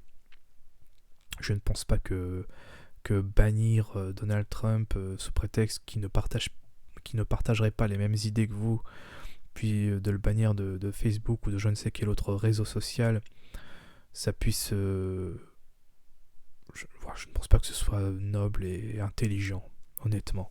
Donc je trouve ça pitoyable et révoltant. Vite fait, il y a un Thiago Silva qui est en tendance, je veux juste savoir pourquoi. Le PSG a fait son choix de me laisser partir, de dégager Tuchel aussi. C'est difficile à expliquer. Pour moi, c'était triste. Mais le plus important, c'est qu'on soit content ici avec Chelsea. Attends, Chelsea se sont qualifiés ou pas? J'ai même pas fait attention en fait. L'ancien capitaine s'est qualifié mercredi soir pour sa deuxième finale de Ligue des Champions sous le maillot de Chelsea cette fois. Oh, alors Chelsea ils ont gagné contre le Real Madrid.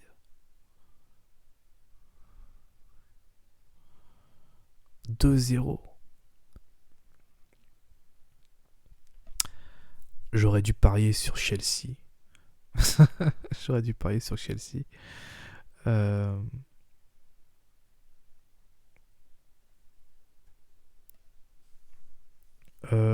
j'ai pas parié en fait. J'ai complètement oublié de parier. J'ai parié pour la victoire de Manchester City face au PSG. Du coup, je me suis fait. J'ai gagné quelques dizaines d'euros. Je fais très peu de paris. Je fais très peu de paris sportifs. De temps en temps, pour me détendre, c'est un peu stimulant pour moi. Oui, parfois je perds de l'argent, c'est vrai, mais pas autant. Je suis pas accro, vous voyez. C'est-à-dire que parfois, je fais des paris sportifs dans les grandes occasions, notamment pour la Ligue des Champions ou pour les grandes compétitions sportives, par exemple la Coupe du Monde en 2018. Il devait y avoir, d'ailleurs, je vous raconterai ça un jour, mais ce qui s'est passé en 2018, c'est juste incroyable. Euh, donc voilà, je fais pas beaucoup de paris, je suis pas non plus un fou des paris, mais j'en fais de temps en temps pour m'amuser, et parfois je gagne. Enfin, je gagne. Là, j'ai gagné. J'ai gagné combien d'ailleurs? J'ai misé 60 euros et j'ai gagné 93 euros. Voilà. J'ai gagné seulement 30 euros. Enfin, c'est la cote pour Manchester City était assez faible vu que beaucoup de gens pensaient logiquement qu'ils allaient gagner. Euh, et donc, du coup, c'est pour ça que j'ai pas gagné énormément comme j'aurais pu l'espérer. Mais bon, c'est déjà pas mal. 93 euros, donc c'est 30 euros, plus de 30 euros de gain, donc ça va, je vais pas m'en plaindre. Euh, donc c'est pour cette raison donc, qu'il est... Ça c'est con, hein, c'est très ironique. Hein. C'est vrai que c'est très con de la part de Tuchel, enfin c'est très con de la part du PSG d'avoir viré Tuchel. Parce qu'il avait vraiment un vrai projet pour...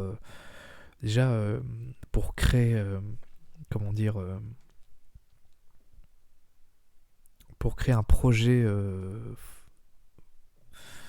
un projet comment dire il voulait instaurer non pas seulement il voulait pas seulement faire gagner le PSG en compétition nationale ou en Ligue des Champions, mais il voulait aussi instaurer une philosophie de jeu, une philosophie tout court, un état d'esprit, parce que c'est ce qui manque cruellement au PSG, c'est ça, c'est la mentalité. Vous savez, la plupart des grands joueurs, il y a beaucoup de joueurs quand ils veulent jouer dans des grands clubs, c'est pas seulement pour l'argent. Évidemment, il y a l'argent qui est évident, forcément, mais pas seulement. Il y a aussi pour la carrière, enfin pour l'image. C'est quelque chose de, c'est honorable pour beaucoup de joueurs de jouer dans des grands clubs comme le Real Madrid, comme la Juventus, pour Barcelone, pour des tas de pour l'Inter de Milan, pour l'AC Milan, tout ce que vous voulez, des grands clubs très historiques, Manchester City, Manchester City, pardon, Manchester United, pardon, parce que Manchester City c'est autre chose. Euh, et du coup, on a affaire à une finale 100% anglaise, Manchester City face à Chelsea. Ouais. Et donc, en fait, tous ces clubs, Chelsea, enfin, tous ces clubs, Manchester United, le Bayern Munich, euh, Real Madrid, Barcelone, Milan AC, Inter de Milan, tous ces grands clubs, en fait, ils ont un point commun, c'est qu'ils ont une grande histoire. Et beaucoup de joueurs des nouvelles générations veulent participer à cette légende, faire participer à cette histoire de tel ou tel club. Le PSG, son problème, c'est que c'est un jeune club, il est né dans les années 70, et il n'a pas forcément fait de... Comment dire, c'est pas c'est quoi un club qui n'a pas réussi à faire... aujourd'hui, ça fait presque une dizaine d'années qu'il se retrouve en Ligue des Champions presque systématiquement. Mais avant ça, le grand problème du PSG, c'est que il est devenu un grand club que seulement récemment, et pas forcément avec la meilleure méthode, c'est-à-dire en se faisant, en étant enrichi grâce à un pays étranger, pas forcément la meilleure, notamment le Qatar. Du coup, ça, voilà, ça, la plupart des joueurs, quand ils veulent jouer au PSG, c'est pas pour dire tiens, j'ai envie de jouer pour un grand club historique comme le PSG, non. Parce que pour beaucoup, le PSG n'est pas un grand club historique. J'espère qu'il n'y a pas de Parisiens qui regardent cette vidéo. Je vous dis, je suis pas parisien, mais je vis dans la région parisienne. Et j'ai deux clubs dans mon cœur, c'est l'Olympique Lyonnais et le PSG. Mais plus le PSG parce que c'est évidemment parce que voilà, je suis dans la région parisienne et quand j'étais gamin, moi c'était le PSG de Paoletta, c'était le PSG aussi de Ronaldinho avant ça. Donc j'ai grandi moi avec le PSG de cette période. C'était pas un PSG mémorable, incroyable, mais c'était voilà, c'était le PSG que j'avais quand j'étais enfant et c'était déjà pas mal. Euh, Comment dire, l'Olympique Lyonnais. J'étais fasciné par l'Olympique Lyonnais durant les années 2000, quand il raflait des championnats, et puis quand il faisait de belles percées parfois, de temps en temps, en Ligue des Champions. Mais voilà, tout ça pour dire en fait que le PSG n'est pas devenu un grand club. C'est aujourd'hui encore, il est devenu un grand club par la force des choses, grâce au pognon. Et c'est ça qui est triste malheureusement, c'est seulement le pognon qui fait que le PSG est devenu un grand club. Ce n'est pas c'est pas comment dire Chelsea par exemple, c'est pas sa première finale de Ligue des Champions. Chelsea a eu une histoire, elle est courte, contrairement à des clubs comme Manchester United ou Liverpool.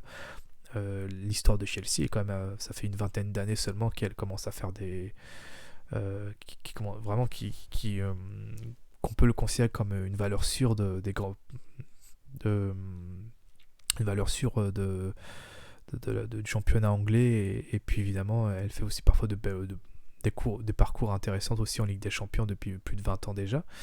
Mais le PSG c'est très récent, c'est seulement 2011 et donc du coup c'est devenu un grand club seulement que récemment et les gens qui vont là-bas ne vont pas forcément là-bas pour de bonnes raisons. Il n'y a pas un état d'esprit, il n'y a pas une philosophie qui a été infusée dans ce club. On sent que c'est le pognon qui règne et seulement ça, alors que vous savez, quand par exemple le Real Madrid ou bien bien des clubs comme le FC Barcelone, là-bas vous savez, dans ce moment il y a une grande histoire, tellement de joueurs qui ont joué dans ces clubs. Du coup, vous avez à la fois la star, une star du football qui veut jouer dans l'un de ces clubs, non pas seulement pour le pognon comme je l'ai dit, mais aussi pour entrer dans l'histoire, parce que c'est un rêve, certainement un rêve d'enfant. Vous savez, aujourd'hui, moi je suis certain 100% que la écrasante majorité des joueurs qui jouent en ce moment au PSG ne se sont jamais dit, étant gamin, qu'ils rêveraient de jouer au PSG quand ils seront grands. Non, parce que à l'époque, le PSG n'était pas aussi populaire que maintenant. Je parle bien à l'échelle internationale et non pas à l'échelle nationale.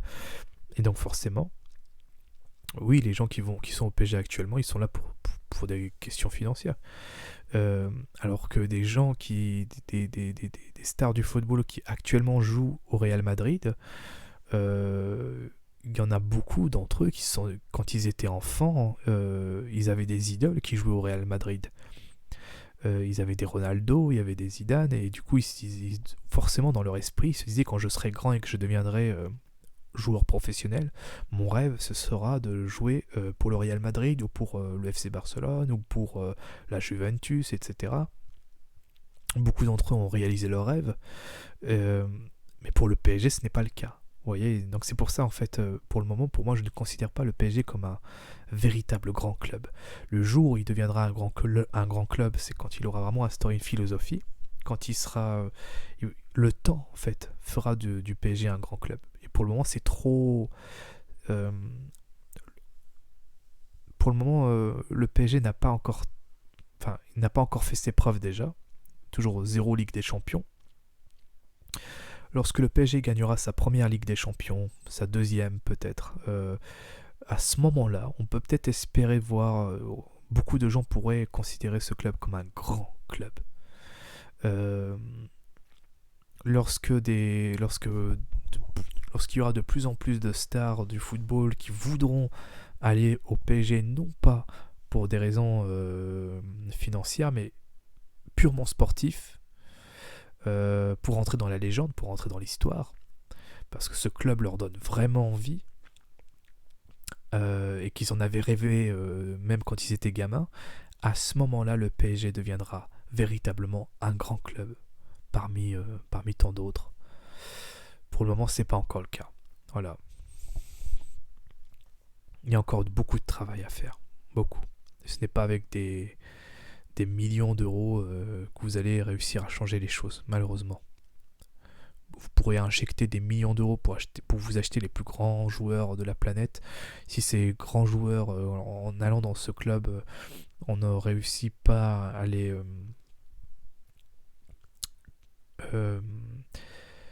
à leur donner envie justement de rester dans le club, non pas pour continuer à recevoir leur salaire, mais parce qu'il y a un projet à concrétiser, parce il y a un but sportif et il y a une volonté de marquer l'histoire du club. Bah, tant que le PSG ne réussira pas à faire ça, bah, malheureusement, vous pourrez oublier la Ligue des Champions et toutes ces choses-là. Pas pour maintenant. Peut-être dans 5 ans, dans 10 ans, mais là aujourd'hui c'est trop. C'est pas possible. Autre hashtag, donc le hashtag c'était Stéphane Monferme, Rambouillet. Les crimes commis au nom d'Allah ne sont que la pointe sanglante d'un iceberg de haine anti-française, anti-blanche et anti-chrétienne. Il faut agir fermement et rapidement pour écraser la lèpre islamiste. Stéphanie Monferme. Rambouillet, donc ma vidéo. Ah d'accord. Donc si je comprends bien, ok. Attends. Ce type-là. Il a...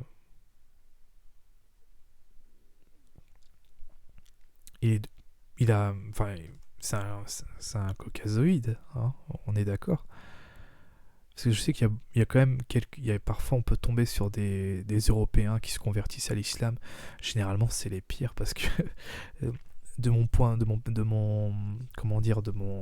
mon expérience personnelle, j'ai remarqué que les convertis avaient plus tendance à sombrer dans l'islamisme radical que on va dire les musulmans de culture, c'est-à-dire qui sont musulmans de père en fils, enfin c'est-à-dire que leur père, leurs grands-parents, enfin culturellement ils sont musulmans depuis toujours, et donc on peut trouver dans le lot des gens qui sont naturellement, on va dire, modérés, et d'autres qui ne le sont pas, mais la majorité souvent sont plutôt modérés.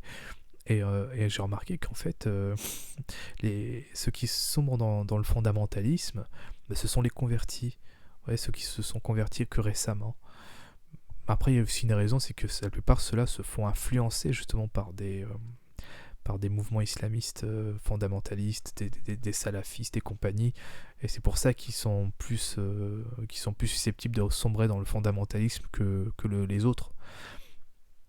Parce que peut-être que les autres, alors c'est juste une hypothèse, mais certainement que les autres sont plus, on va dire, ils ont les outils, les armes pour justement ne pas tomber dans le piège, vous voyez. C'est pour ça d'ailleurs que tous les musulmans ne sont pas des terroristes en puissance, mais qu'on trouve malheureusement des terroristes parmi les musulmans. C'est... Voilà. Parce qu'il y a des islamistes. Parce qu'il y a un courant religieux, politique, qui prône justement cette guerre et cette violence. Et évidemment, l'islam ne va pas systématiquement pousser un musulman à sombrer dans le djihad, mais ce qu'il faut reconnaître, malheureusement, c'est que l'islam peut être une passerelle vers le djihad. Ça, c'est indéniable. Je suis même certain que même des musulmans peuvent reconnaître ça. Beaucoup ne vont pas le reconnaître, hein. Beaucoup seront dans le déni, mais malheureusement c'est ça, c'est comment on fait pour décourager un musulman à sombrer dans le djihad. à sombrer dans la violence. Moi j'ai ma solution. La solution c'est l'éducation. Je sais pas pour ceux qui n'ont pas sombré. Après pour ceux qui ont sombré, pour moi c'est la rémigration ou bien dans les cas graves la prison à vie. Je pense pas que ce soit suffisant. Je ferai un débat sur la peine de mort un jour sur cette. Alors, Socrate 123 qui dit hashtag Trump, la décision de Facebook d'interdire le comeback de Donald Trump est aberrante. C'est un peu comme si la Poste décidait de ne pas acheminer le courrier d'une partie de la population au prétexte que ce qu'elle écrit ne le convient pas. Je suis entièrement d'accord avec ce parallèle, cet exemple, parce que c'est quasiment ça. Ce qui se passe actuellement avec Facebook, c'est quasiment ça. On interdit une personne parce qu'il a des idées que les cadres ou le responsable de Facebook ne partagent pas, et donc du coup pour eux il est normal d'interdire l'accès au site pour cette personne. Par contre je trouve ça vraiment je ne comprends plus rien, ça n'a aucun sens. Et je vais terminer là-dessus. Hashtag Avignon, pourquoi ? Parce qu'en ce moment, il s'est passé quelque chose de terrible à Avignon. Il y a un agent de police qui a été mortellement blessé, qui a été tué par un trafiquant de drogue. Vous savez, il y avait des tirs dans la ville, des échanges de tirs entre bandes rivales. Dans quelle ville déjà ? Je crois que c'était Valence. Et là, ça continue encore dans le sud. Et là, cette fois-ci, un flic a été touché et tué. Et ça c'est quelque chose... pour moi, c'est vraiment... c'est là que je me dis qu'il faut vraiment faire quelque chose tout de suite, vous voyez. Je n'ai pas envie que la France devienne le nouveau Brésil, le nouveau... Le Brésil, c'est un pays terrifiant. C'est un pays avec des inégalités incroyablement... il y a un contraste terrible entre les riches et les pauvres. Et puis le taux de délinquance, de criminalité qui est hallucinant dans ce pays. Il y a des tueries, il y a des tas de choses, de la barbarie, des gangs qui s'entretuent à la fois... dans les villes mais aussi dans les prisons. Il y a des mutineries chaque année avec des centaines et des centaines de détenus qui crèvent quoi, sous les lames de gangs rivaux. Et moi je ne veux pas que la France sombre, puisse vivre la même chose quoi. Et pour moi il n'y a pas d'autre solution. Il y a un ménage à faire. Linda Kebab qui dit il était policier, il a répondu présent pour protéger la société. Pour ça, il a été tué par balle au centre-ville en plein jour, en France. Sa famille, ses 2 tout jeunes enfants, leur tristesse, leur effroi. Nous perdons l'un des nôtres encore toujours. Linda Kebab, il me semble que j'ai déjà vu des interviews d'elle sur... je crois qu'elle est passée sur Sud Radio. J'ai dû écouter ce que... Ouais, donc c'est une policière en effet. Marine Le Pen, j'apprends le décès d'un membre de nos forces de l'ordre dans le cadre d'une opération anti-stupéfiants à Avignon. Alors donc c'était vraiment dans le cadre d'une opération anti-drogue. Donc vous vous rendez compte, c'est que dès qu'on entreprend ce genre de choses, on risque de se faire tuer. Et là, juste vous dire que actuellement...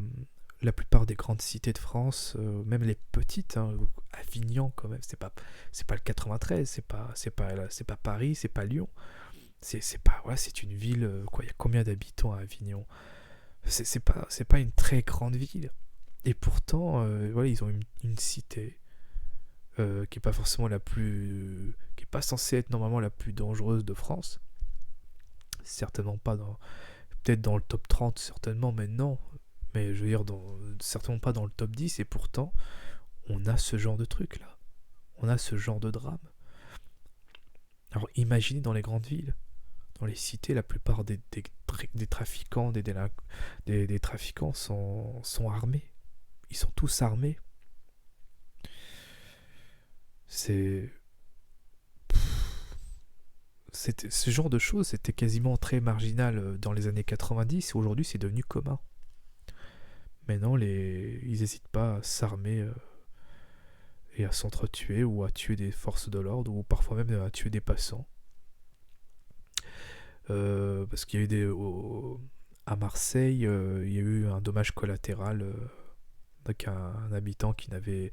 Alors, j'ai pas envie de dire... Est-ce que c'était à Marseille?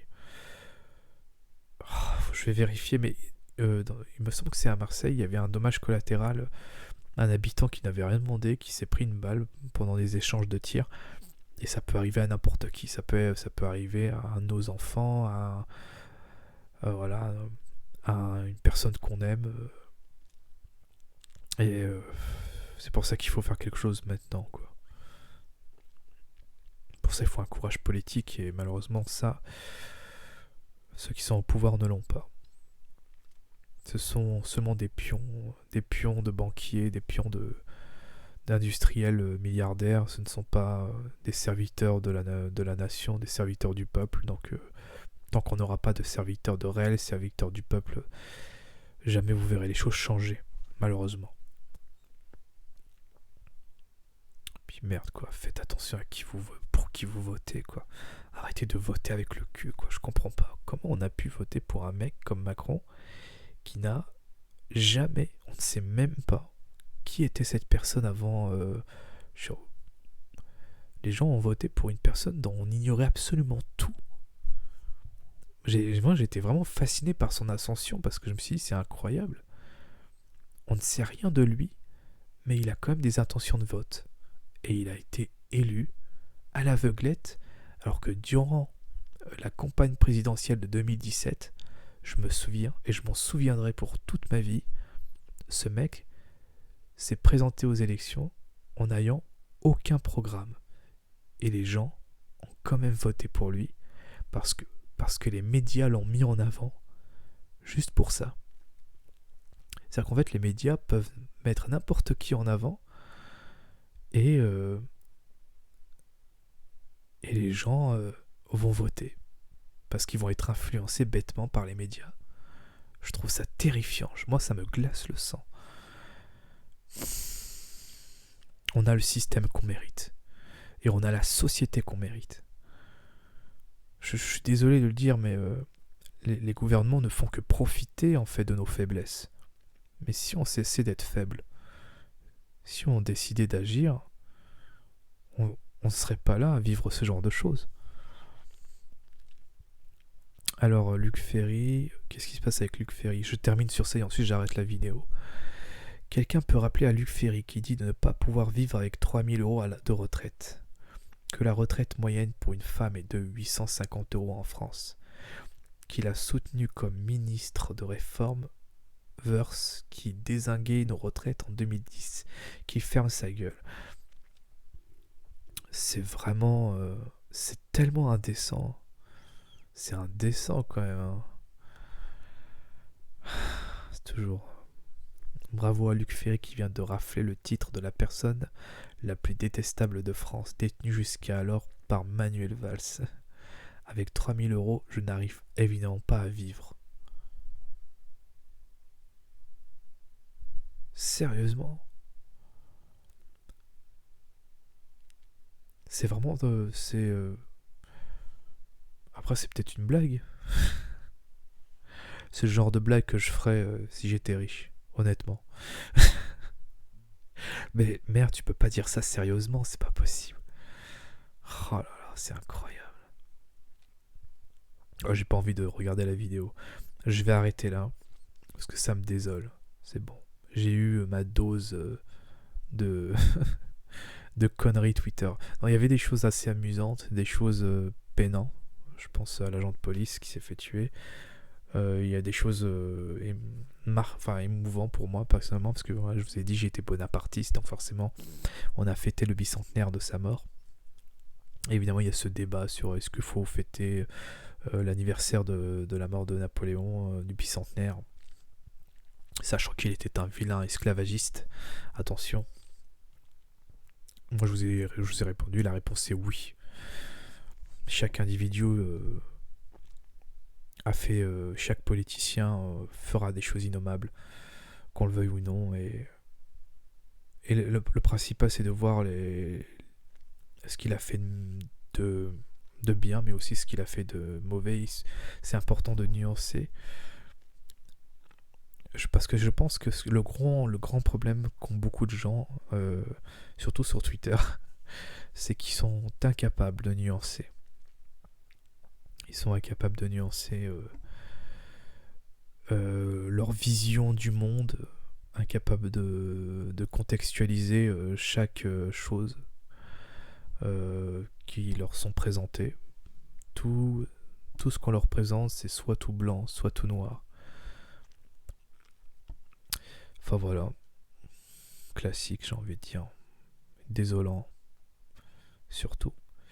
Je vous dis à bientôt pour de prochaines vidéos. C'était le regardeur de vidéos. Salut.